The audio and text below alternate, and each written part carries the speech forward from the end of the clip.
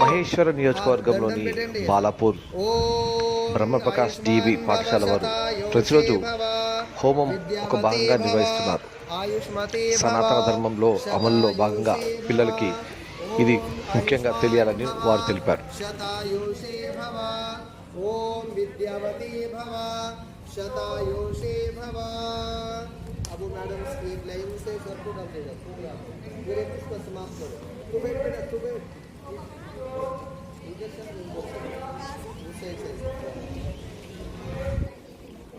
ओम बटाल बेटा दुआ इसको मैं